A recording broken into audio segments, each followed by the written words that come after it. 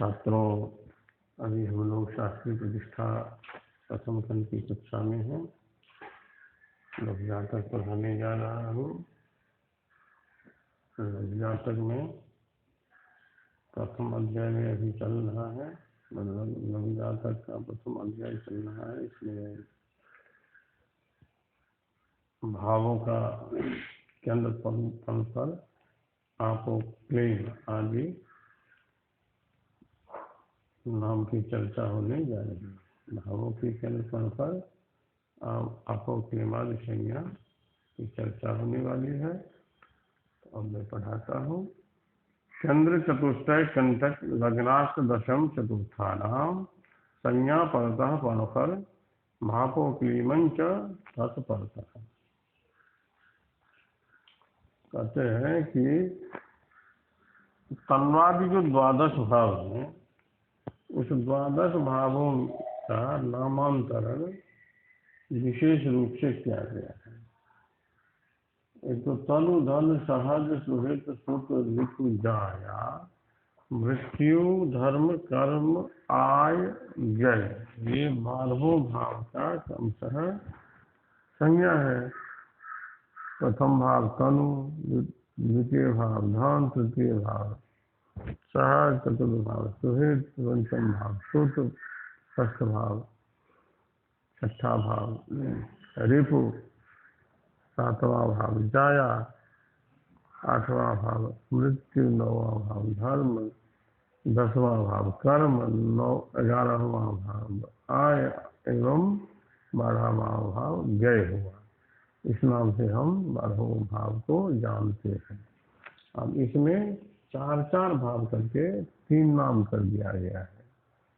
4 भाव का एक नाम, फिर 4 भाव का एक नाम, फिर 4 भाव का एक नाम। तो वह 4 कौन 4 भाव और उसका नाम क्या है, यह इस पद के माध्यम से हम लोग जानेंगे। ग्रंथकार इस पद के माध्यम से हम लोगों के सामने में यह प्रस्तुत कर रहे हैं। तो कहते हैं केंद्र चतुष्टय कंटक। ये केंद्र चतुष्टय और कंटक ये संज्ञा हुई। केंद्र का ही दूसरा नाम कंटक है, केंद्र का ही दूसरा नाम चतुष्टय है। अब इस केंद्र चतुष्टय कंटक से हम कौन सा भाव समझेंगे, किस भाव के बदले में यह नाम दिया गया है, यह समझना है। लग्नाष्ट दशम चतुर्था नाम, लग्न अष्ट सप्तम दशम चतुर्थ, अर्थात लग्न चतुर्थ सप्तम दशम, ये जो 4 भाव हैं इसका नाम केंद्र है। चारों भाव मिलकर के केंद्र कहलाता है। चारों भाव की संज्ञा केंद्र है। अलग अलग भी, जैसे प्रथम भाव है तो केंद्र का भाव कहलाएगा, चतुर्थ भाव भी केंद्र का भाव कहलाएगा, सप्तम भाव केंद्र कहलाएगा और 10वां भाव अलग अलग से भी केंद्र के नाम से जाना जाएगा। तो ये प्रथम चतुर्थ सप्तम दशम भाव केंद्र कहलाया। इसको हम केंद्र के नाम से जानेंगे और इसी को हम चतुष्टय और इसी को कंटक ही कहते हैं, कहेंगे। केंद्र चतुष्टय कंटक, इन 3 नामों से इन प्रथम चतुर्थ सप्तम दशम भाव को जानेंगे। तो ये संज्ञा हुई, प्रथम चतुर्थ सप्तम और दशम भाव की संज्ञा केंद्र हुई। परतः पनफल, केंद्र की जो संज्ञा हुई, केंद्र का जो भाव हुआ प्रथम चतुर्थ दशम और प्रथम चतुर्थ सप्तम एवं दशम भाव केंद्र कहलाया। इसके बाद पन पर तत्परतः आपो क्लीम, तो केंद्र के बाद प्रथम चतुर्थ सप्तम दशम के बाद पनफर आया। तो पनफर कौन सा भाव हो गया, द्वितीय पंचम अष्टम एकादश भाव पनफर कहलाता है।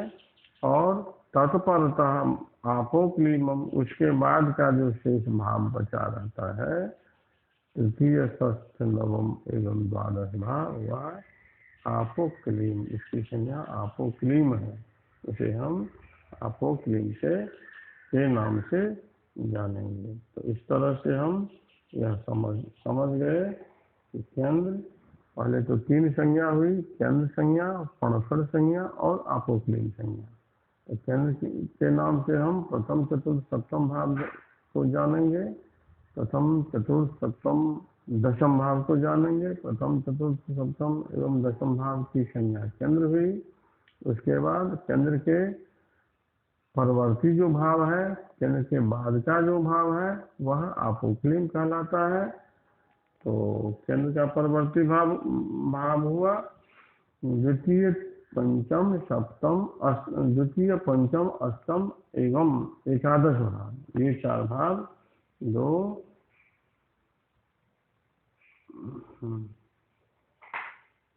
5 8 एवं एकादश, 2 5 8 और 11, ये भाव पणफड़ कहलाता है। और इसके बाद क्या भाव तत्परता, उस पणफड़ भाव जो हुआ, उस भाव से जो बात अगला भाव है वह आपोक्लीम कहलाता है।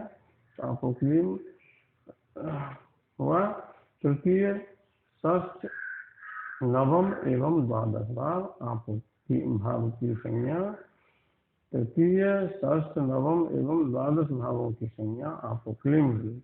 इस तरह से हम तन्वादि द्वादश भाव को केंद्र आदि, केंद्र पणफड़ आपोक्लीम के नाम से अब हम जानेंगे।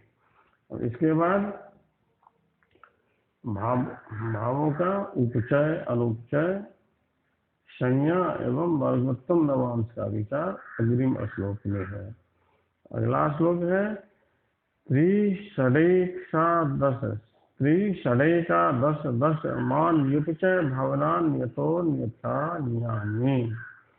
त्रिषडेकादश मान युपचय भवनान्यतो न्यथा न्यानि वर्गोत्तमानवांशाश्चरादिषु प्रथम मध्यांत्याः।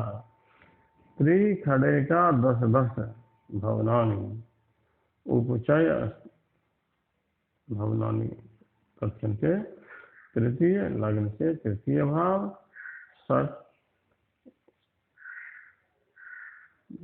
षष्ठ भाव, एकादश भाव और दशम भाव। तृतीय षष्ठ दशम और एकादश, त्रिषडेकादश तृतीय षष्ठ दशम और एकादश भाव को उपचय के नाम से, इन 4 भावों को की संज्ञा उपचय है। उपचय के नाम से हम तृतीय षष्ठ दशम और एकादश भाव को उपचय के नाम से जानेंगे। त्रिषडेशा दश मानि उपचय भावनानि अतः अन्यथा अन्यानि। और उपचय भाव को छोड़कर जो शेष भाव बचता है, उस भाव को हम अन्य संज्ञा के नाम से जानेंगे। तो अन्य संज्ञा पहले ही मैं चर्चा कर चुका हूँ। उपचय संज्ञा और अनुपचय संज्ञा अभी हम पढ़ने जा रहे हैं। तो ये द्वादश भाव में से 4 भाव तृतीय षष्ठ दशम एकादश भाव उपचय संज्ञा के नाम से जान गए। अब शेष जो 8 भाव बचे हैं वे अनुपचय संज्ञा के मध्य आएंगे, इसकी अनुपचय संज्ञा होगी। उपचय संज्ञा, अनुपचय संज्ञा। अनुपचय संज्ञा में प्रथम द्वितीय चतुर्थ पंचम सप्तम अष्टम नवम एवं द्वादश, ये 8 भाव आए। इन भावों को हम अनुपचय संज्ञा के नाम से जानेंगे। अब अगली पंक्ति में वर्गोत्तमा नवांशाश्चरादिषु प्रथम मध्यांत्याः। अग्रिम पंक्ति में वर्गोत्तम नवांश के संबंध में चर्चा है कि वर्गोत्तम नवांश कैसे जानेंगे, वर्गोत्तम नवांश क्या है। तो पूर्व के श्लोक में हम नवांश का ज्ञान किए थे। अब उसी नवांश का जो विचार करने हम लगेंगे, उसी नवांश का जो हम विचार करेंगे, तो उसमें वर्गोत्तम नवांश का भी विचार हो जाएगा। तो उस नवांश से हटकर थोड़ा विचार करना होगा। तो कहते हैं कि चरादिषु राशिषु प्रथम मध्यंत्या वर्गोत्तमानवंशा, यही है चर आदि राशियों में प्रथम क्रमशः प्रथम मध्य अंत्य अंत्या नवंशा, अर्थात चर मेष कर्क वृश्चिक और मकर, ये जो चर राशियां हैं जिसकी चर्चा पूर्व में इसी अध्याय के पूर्व के श्लोक में हो चुकी है। चर स्थिर विश्वभाव संज्ञा 1 4 7 10, पहली चौथी सातवीं 10वीं राशि जो है वह चर संज्ञक है। द्वितीय पंचम अष्टम और एकादश राशि स्थिर संज्ञक है। तृतीय षष्ठ नवम एवं द्वादश राशि विश्वभाव संज्ञक है। यही पहले हम पढ़ाए थे, यही चर स्थिर विश्वभाव संज्ञक राशियां हैं। तो इन राशियों में जब हम चर संज्ञक राशि में अर्थात मेष कर्क वृश्चिक और मकर राशियों में नवांश का विचार करते हैं, इसमें कहता है कि प्रथम चरादिषु राशिषु प्रथम मध्यंत्या वर्गोत्तम नवांश है। तो चर राशि में पहला नवांश वर्गोत्तम नवांश कहलाता है।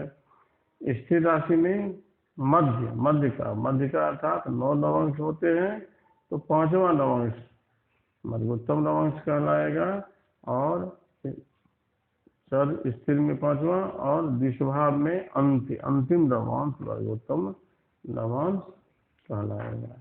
यह वर्गोत्तम नवांश भी हम इस पद के माध्यम से जान गए। इसमें थोड़ा और स्पष्ट करना है।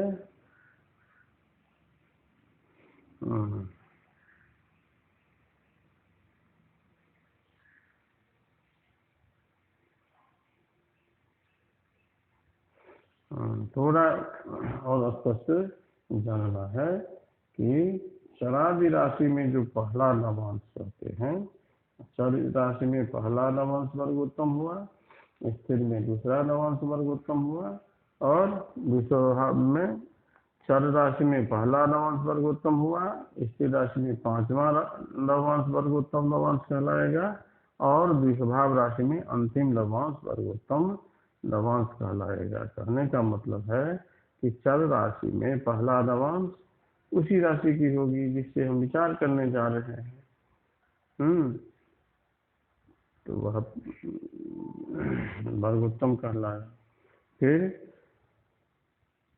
स्थिर राशि में 5वां नवांश उसी राशि की होगी, तो वह वर्गोत्तम नवांश हुआ, और विश्वभाव राशि में अंतिम नवांश उसी राशि की होगी।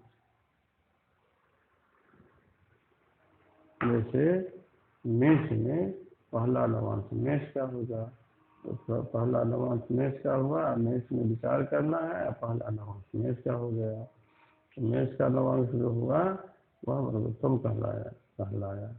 वृष राशि में विचार कर रहे हैं, स्थिर राशि है, तो उसमें मध्य का नवांश वर्गोत्तम कहलाएगा, तो मध्य का नवांश 5वां हुआ, 5वां नवांश वृष राशि की होगी। और मिथुन राशि में हम जब विचार करने जा रहे हैं, वह विश्वभाव संज्ञक राशि है, उसमें अंतिम नवांश वर्गोत्तम नवांश होगा, तो अंतिम नवांश मिथुन राशि का ही होगा। तो इस तरह से हम यह भी जान लेते हैं कि जिस राशि में नवांश का विचार हम कर रहे हैं, उस राशि का यदि नवांश होता है तो वह वर्गोत्तम नवांश कहलाता है। अब आगे राशियों का दिन रात्रि बल और शीर्षोदय आदि संज्ञा की चर्चा अग्रिम श्लोक में है। अब कहते हैं कि मेषाद्याः 4 सधन्वि मकराः क्षपाबलाज्ञेयाः पृष्ठोदयाः विमिथुनाः शीर्षान्ये ह्युहयतो मीनः। मेषाद्याः 4 राशयः मेष वृष मिथुन कर्क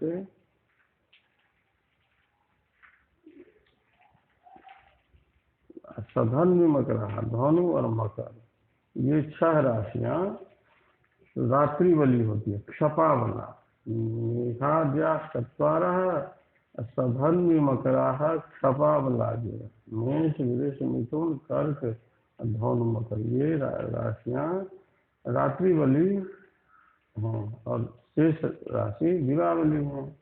उसके बाद पृष्ठोदया विमिथुना, मेष वृष कर्क धनु और मकर, मतलब जो रात्रि वाली राशि है मेष वृष मिथुन कर्क धनु मकर, इसमें से कहते हैं कि विमिथुना विमिथुना राशयः पृष्ठोदयः, अर्थात मेष वृष मिथुन कर्क धनु मकर जो रात्रि वाली राशियां हैं, इसमें से मिथुन को छोड़कर शेष 5 राशियां पृष्ठोदय कहलाती है। और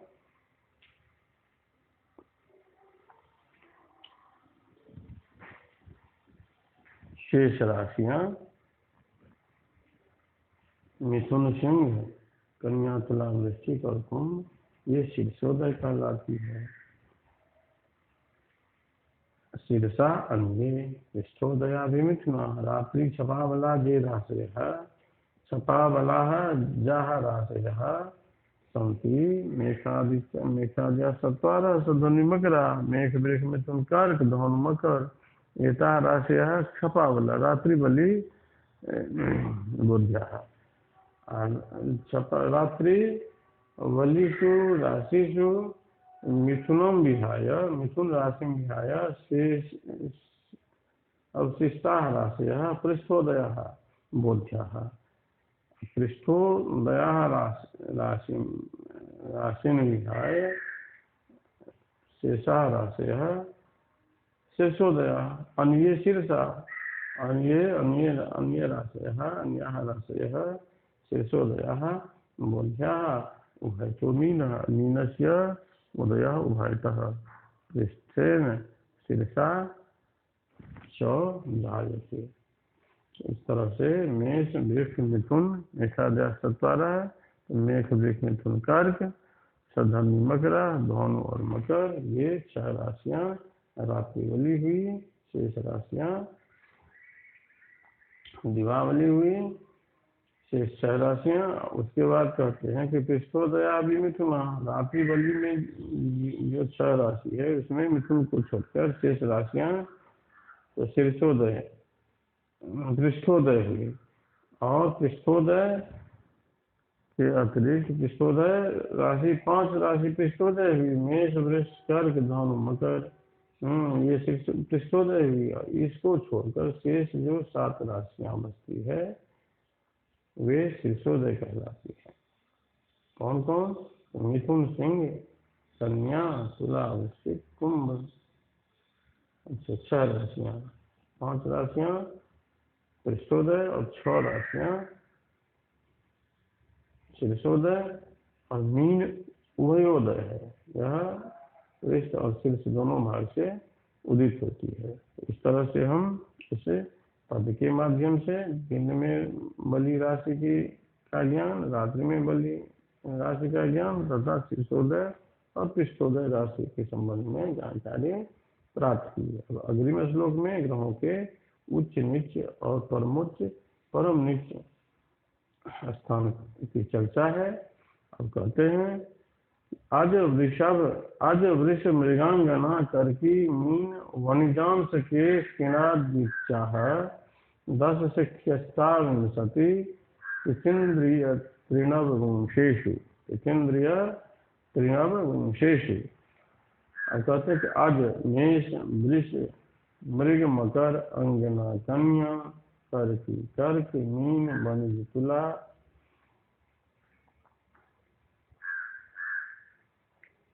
इन राशियों में वनिजांश केषु इनाद्युच्चाः सूर्यादि ग्रहाः उच्चाः भवन्ति, अर्थात मेष में सूर्य उच्च होते हैं, वृष में चंद्रमा, मकर में मंगल, अंगना कन्या में बुध, कर्क में बृहस्पति, मीन में शुक्र और तुला में शनि उच्च होते हैं। और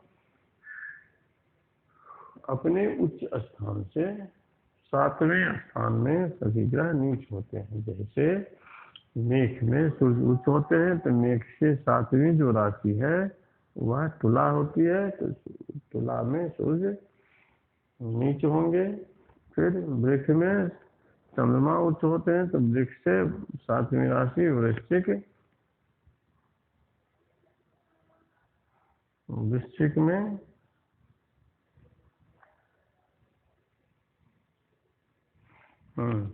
चंद्रमा नीच होंगे।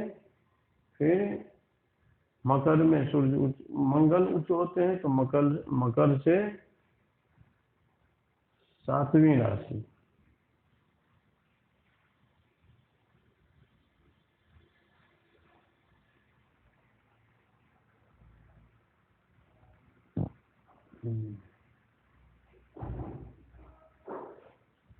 में मंगल नीच होंगे। कन्या में बुध उच्च होते हैं तो कन्या से 7वीं राशि में बुध नीच होंगे। कर्क में बृहस्पति उच्च होते हैं तो कर्क से 7वीं मकर में बृहस्पति नीच होंगे। मीन में शुक्र उच्च होते हैं तो मीन से 7वीं, कन्या में शुक्र नीच होंगे। और वनिज तुला में शनि उच्च होते हैं तो तुला से 7वीं, मेष में शनि नीच होंगे। अब उच्च और नीच, उच्च राशि और नीच राशि, उच्च स्थान और नीच स्थान का ज्ञान हम इस पद के माध्यम से कर लिए। इसकी जानकारी मुझे मिल गई।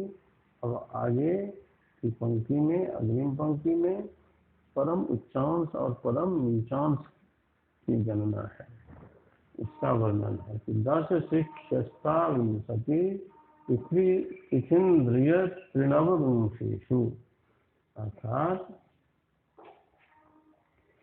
मेष राशि में सूर्य उच्च होते हैं, उनका परमोच्चांश 10 अंश है। जब मेष राशि के 10वें अंश पर सूर्य जाते हैं वह परम उच्च कहलाते हैं। इसी तरह से जब मेष से 7वीं राशि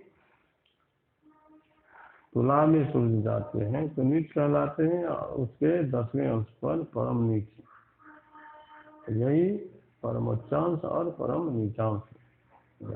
फिर वृक्ष में उच्च कहलाते हैं चंद्रमा, तो वृक्ष के जब शिखी अंश पर जाते हैं 3 अंश पर तो परमोच्च होते हैं, और वृक्ष से 7वीं वृश्चिक राशि के 3 अंश पर परम नीच कहलाते हैं। इसी तरह से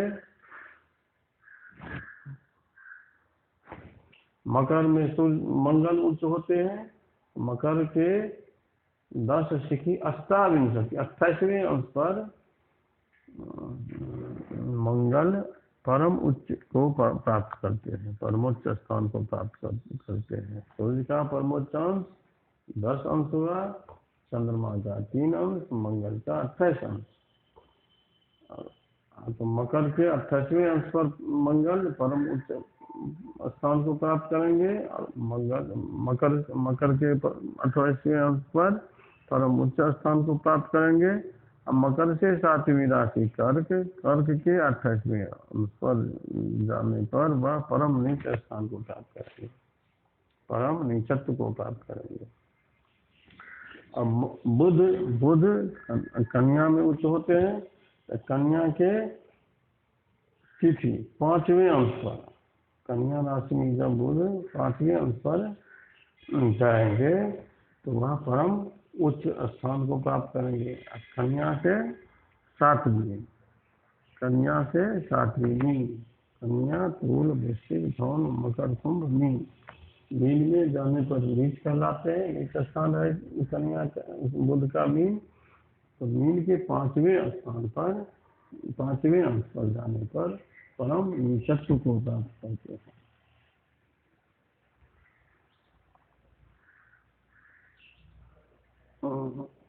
पांचवें नहीं, तिथि है विंशति 20 अंश हुआ, 10 शिखी 10 सूर्य शिखी 3 मंगल चंद्रमा 28 मंगल, तिथि हुआ 15, पृथ्वी 15, तो बुध 15वें अंश पर, कन्या के 15वें अंश पर परम उच्चत्व को प्राप्त करते हैं, और कन्या से 7वीं कन्या से 7वीं स्थान मतलब मीन राशि के 15वें अंश पर परम उच्चत्व को प्राप्त करते हैं। अब बृहस्पति कर्क में उच्च होते हैं, तो कर्क के 5वें अंश पर परम उच्चत्व को प्राप्त करेंगे, और कर्क से 7वीं राशि मकर, कर्क सिंह कन्या तुल वृश्चिक धनु मकर, तो मकर राशि बृहस्पति की नीच राशि कहलाती है। उसके 5वें अंश पर जाने पर वह परम नीचत्व को प्राप्त करेंगे। इसके बाद बचा शुक्र मीन राशि में उच्च है। शुक्र की मीन राशि उच्च राशि मीन है, शुक्र की उच्च राशि मीन है। तो शुक्र मीन में रहने पर उच्चत्व को प्राप्त करते हैं। तो मीन के जब 3 अंश पर जाएंगे, इंद्रिय त्रिनव मतलब 27 अंश,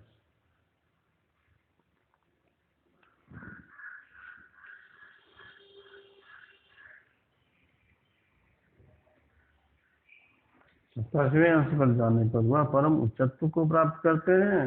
और मीन से 7वीं राशि कन्या के 27वें अंश पर जाने पर परम नीचत्व को प्राप्त करते हैं। और शनि तुला में नीच होते हैं, तुला के 20वें स्थान अंश पर जाने पर परम उच्चत्व को प्राप्त करते हैं। और तुला के 7वीं राशि मेष के 20वें अंश पर जाने पर परम नीचत्व को प्राप्त करते हैं। परम नीचत्व से पहले नीच ही कहलाएंगे, परम उच्चत्व से पहले भी नीच ही कहलाएंगे। इस तरह से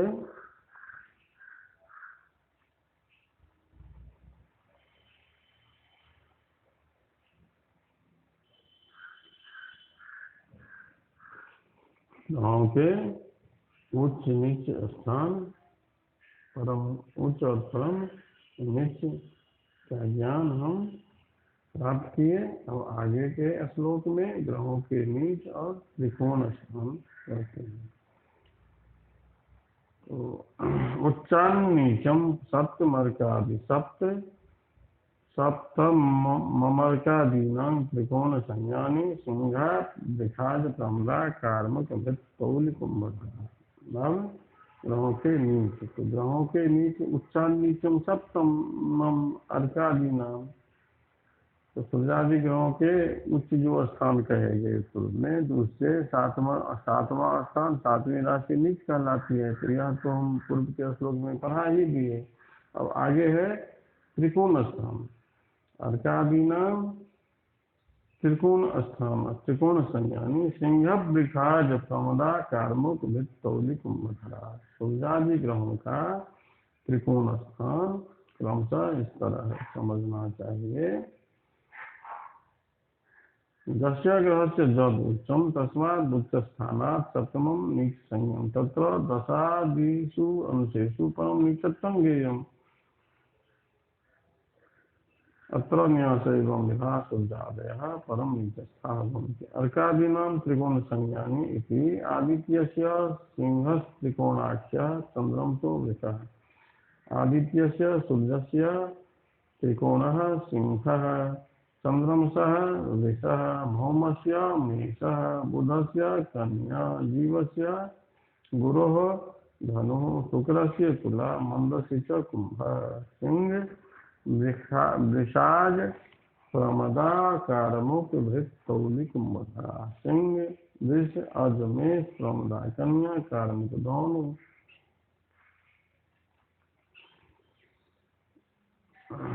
तौली तुला कुंभ,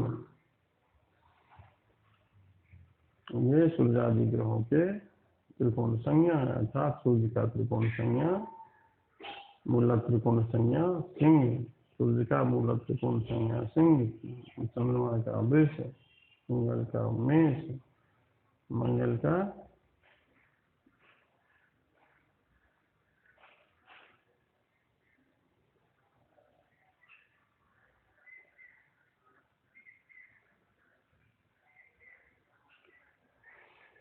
कार्मुक व्यक्त होगी कुंभकर्ण। सिंह का सूर्य का सिंह और चंद्रमा का वृक्ष। सिंह वृक्ष अज, मंगल का मेष, बुध का प्रमदा कन्या, कारमुक बृहस्पति का कारमुक धनु, शुक्र का तुला और शनि का कुंभ राशि मूलक त्रिकोण राशि कहलाती है। ऐसा समझना चाहिए।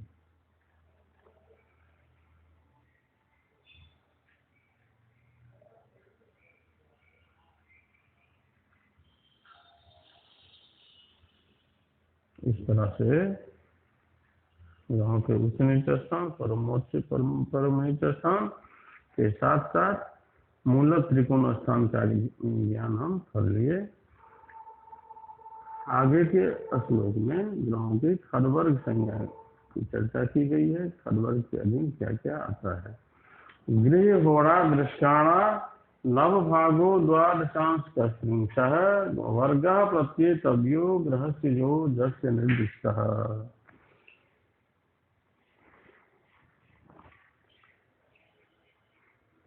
आत्मीया होड़ा, आत्मीयश्च दृष्टानः, आत्मीयो नवम भागः, आत्मीयो द्वादशांश, आत्मीयस्त्रिंशत् भागः। एतेषां खडवर्ग संज्ञा यद्यपि एवं तथा अपि आत्मीयेषु स्थितः स्ववर्गस्थो भवति। वर्ग शब्दस्य समुदाय वाचित्वात् यत्र चंद्रार्कयोः त्रिंशांश का भावो, चंद्रार्कयोः त्रिंशांश का भाव, भौमादीनां होराभाव एवं षष्ठानाम् असंभवः।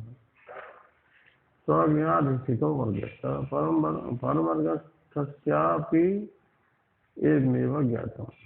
अब गृह होरा दृष्टाना ये षड्वर्ग के अंतर्गत आता है। गृह ग्रहों का घर, होरा दृष्टान, नवमांश, द्वादशांश और त्रिंशांश ये ग्रहों के खडवर्ग हुए।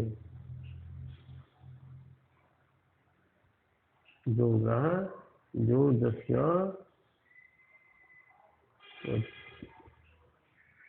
वर्ग प्रत्युतव्य ये खडवर्ग हुए, इसको खडवर्ग समझना चाहिए। और जो जस्य निर्दिष्ट है, जो जस्य ग्रह से निर्दिष्ट है, वह ग्रह का निर्दिष्ट किया गया, उसमें जो ग्रह जहाँ पर अवस्थित है उससे उसका ज्ञान करना चाहिए। तो इस तरह से आज की इस पाठ में हम लोग केंद्र आदि संज्ञा, वर्गोत्तम लवांश का ज्ञान, राशियों के पृष्ठोदय, कृशोदय, वयोदय, फिर उच्च नीच स्थान, परम उच्च और परम नीच स्थान के साथ साथ खडवर्ग का ज्ञान हम लोग किए। और इस पाठ के साथ लघु जातक का जो प्रथम अध्याय है राशि बलाध्याय है वह समाप्त हुआ। इसमें यदि किसी को कोई शंका हो, कोई जिज्ञासा हो तो उस जिज्ञासा को रखेंगे। इसको मैं